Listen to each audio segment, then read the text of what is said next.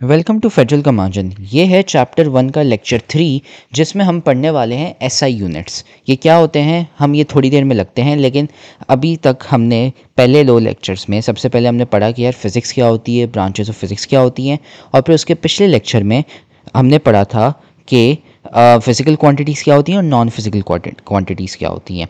अभी तक ये नोट्स बने हैं, तो अब है ना इन नोट्स को हम कंप्लीट करने वाले हैं। अब हम पढ़ने वाले हैं 1.3 एसआई यूनिट्स। तो अब शुरू करने से पहले सबसे पहले आप चैनल को सब्सक्राइब कर लें, और अगर आपको ट्यूशन्स चाहिए क्लास 9, 10, 11, 12 कोई सी भी क्लास की, कोई से भी सब्जेक्ट की, bio, physics, chemistry, math, English, किसी भी सब्जेक्ट की भी आपको चाहिए ट्यूशन्स, तो आप अभी हमें इस नंबर पर कांटेक्ट कर सकते हैं व्हाट्सएप पे, जो हमने डाला हुआ है स्क्रीन पे अभी। तो अब शुरू करते हैं SI units. A complete set of units for all physical quantities is called system of units.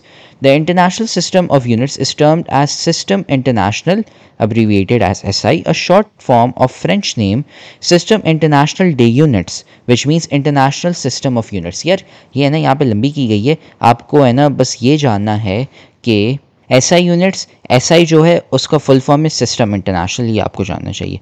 ये क्या होते हैं यार, समझे। अब आपको टाइम जानना है, तो यार टाइम में सेकंड्स हो गए हैं या मिनट्स हो गए हैं या कितने दिन हो गए हैं या कितने घंटे हो गए हैं, आपको कैसे पता। लेट्स से आपका एग्ज़ाम है, तो यार वो कुछ घंटों में या फिर कुछ दिनों में या फिर कुछ महीनों में, क्योंकि जितना ज़्यादा टाइम होगा तो आपके पास सुकून होगा।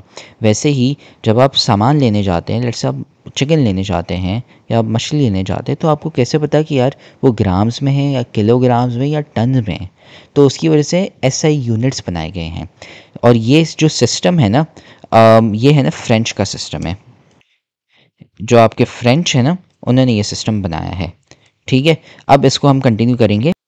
SI base units. In SI, 7 physical quantities are chosen as base, and their units are defined and standardized.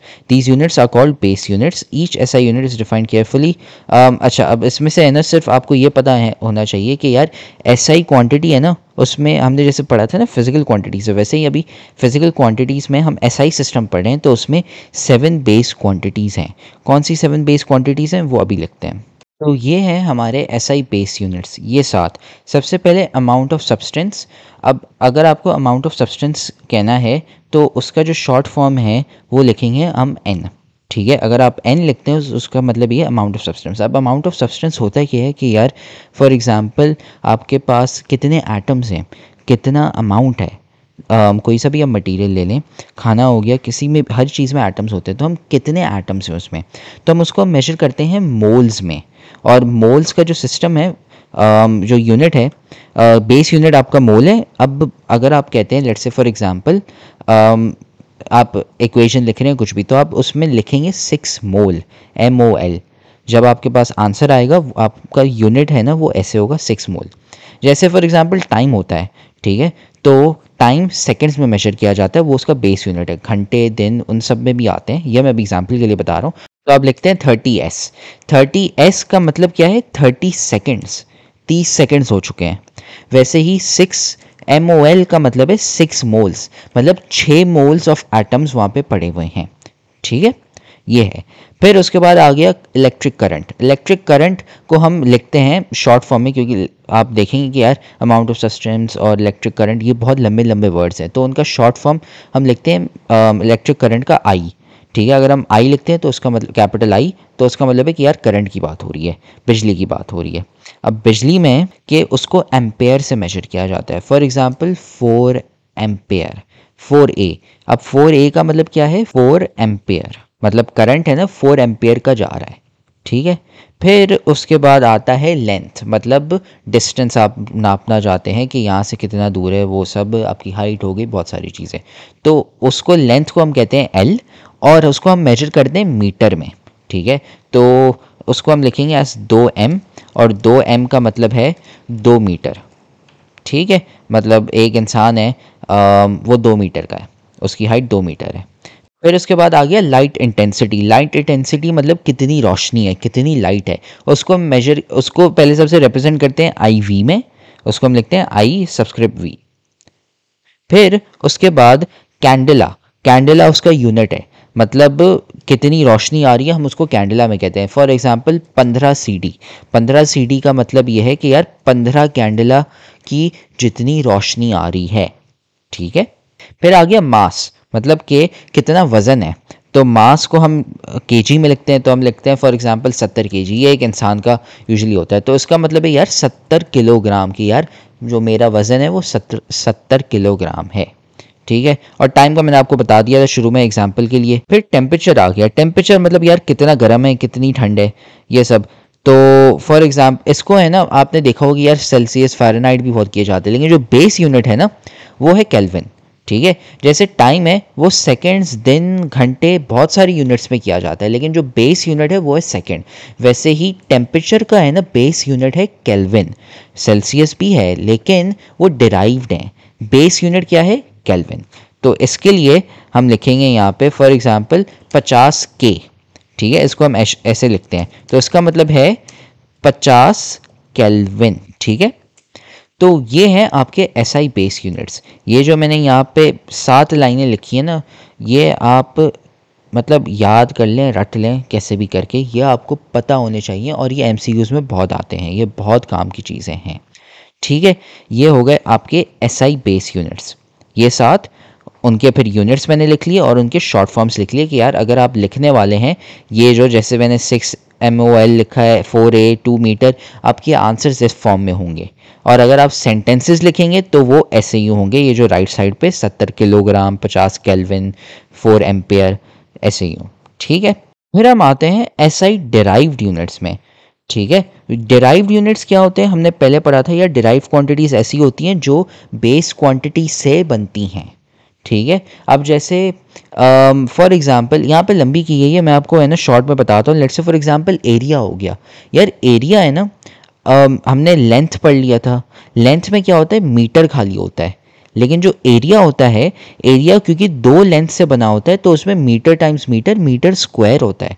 उसका मतलब क्या है कि यार एरिया है वो मीटर स्क्वायर से, ठीक है। वैसे ही स्पीड हो गई, स्पीड किससे बनी होती है, लेंथ और टाइम से, कि यार आप कितना डिस्टेंस ट्रैवल कर रहे हैं और साथ में कितने वक्त में ट्रैवल कर रहे हैं, तो वो मीटर, लेंथ और टाइम, सेकंड्स, दोनों से बन रहा होता है। तो ऐसे करके हज़ारों डिराइव्ड क्वांटिटीज़ होती हैं, ठीक है।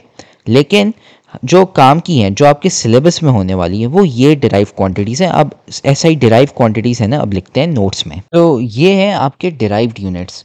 तो 8 डिराइव यूनिट्स आपके सिलेबस के पार्ट में हैं। अभी और भी ऐसे बहुत सारे डिराइव यूनिट्स हैं, लेकिन जो आपका सिलेबस है ना उसमें सिर्फ 8 डिराइव्ड यूनिट्स हैं। अब ये जो यूनिट्स है ना, ये आप पहली दफ़ा देख रहे होंगे अभी फ़िलहाल, लेकिन जैसे ही हम और चैप्टर्स कवर करते जाएंगे तो आपको पता होगा कि यार अच्छा प्रेशर क्या होता है और उसका ये आया कैसे। अभी फ़िलहाल सिर्फ नोट्स बनाने के लिए, सिर्फ the purposes of notes only, मैं ये कर रहा हूँ, मैं सारे यहाँ पे लिख रहा हूँ और मैं हल्का सा समझाऊंगा। अभी फ़िलहाल होगा ये कि ये जो बेस और डिराइव यूनिट्स वाला जो चैप्टर है ना, आपका सबसे पहला काम ये कि आप सबसे पहले सारे चैप्टर्स पढ़ लें, और जब आपने सारे चैप्टर्स पढ़ लिए होंगे फिर आप इस बेस और डिराइव यूनिट्स वाले चैप्टर में आएंगे ना वापसी, तो आपको पता होगा कि अच्छा स्पीड और वेलोसिटी क्या होती है, एनर्जी क्या होती है, डेंसिटी क्या होती है, उसका ये केजी पर मीटर क्यूब कैसे आया।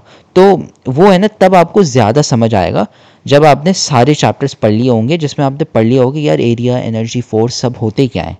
लेकिन अभी फ़िलहाल सिर्फ नोट्स बनाने के लिए ये होती हैं आपकी एसआई डिराइव यूनिट्स। अगर आपको अभी समझ नहीं आया, आपको टेंशन लेने की ज़रूरत नहीं है, ये अभी आपको समझ आने भी नहीं चाहिए। अगर आपको आ रहे तो मतलब आप भाई चीते हो, लेकिन अगर आपको अभी समझ नहीं आ रहे कोई मसला नहीं है, जब हम चैप्टर्स पढ़ेंगे आगे जाके तो आपको ये सारे समझ आ जाएंगे। अभी फ़िलहाल सिर्फ आप ये कर लें कि अपने नोट्स में ये वीडियो पॉज करके आप ये चीज़ें लिख लें कि यार अच्छा एक्सेलरेशन है उसका यूनिट मीटर पर सेकंड स्क्वायर है, एरिया है उसका है स्क्वायर मीटर, डेंसिटी है उसका केजी मीटर पर क्यूब, और ऐसे यूँ करके, ठीक है।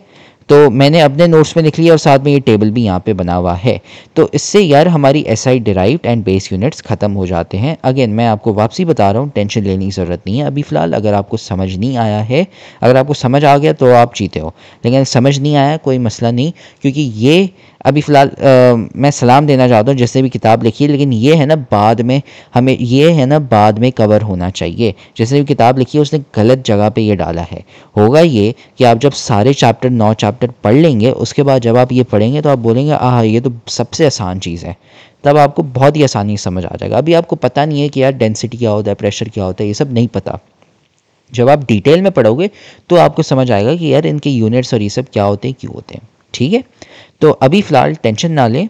ठीक है, और अभी फ़िलहाल है ना सिर्फ आप ये याद कर लें कि यार ये क्वांटिटी कौन सी है और उसका यूनिट क्या है, सिंबल क्या है। ठीक है, तो इससे हमारा 1.3 ख़त्म हो गया। अगले लेक्चर में हम 1.4 शुरू करेंगे जिसमें हम स्टैंडर्ड फॉर्म में साइंटिफिक नोटेशन पढ़ने वाले हैं। तो अगेन चैनल को आप सब्सक्राइब कर लें, वीडियो को लाइक कर लें, और अगर आपको ट्यूशन्स चाहिए तो आप हमें है ना इस नंबर पे व्हाट्सएप पे हमें मैसेज कर सकते हैं, जिसमें आप हमसे ट्यूशन ले सकते हैं क्लास 9, 10, 11, 12 किसी भी क्लास की, कोई से भी subject, bio, physics, chemistry, math, English, कोई से भी। ठीक है, फिर अगले लेक्चर में हम 1.4 कंप्लीट करते हैं।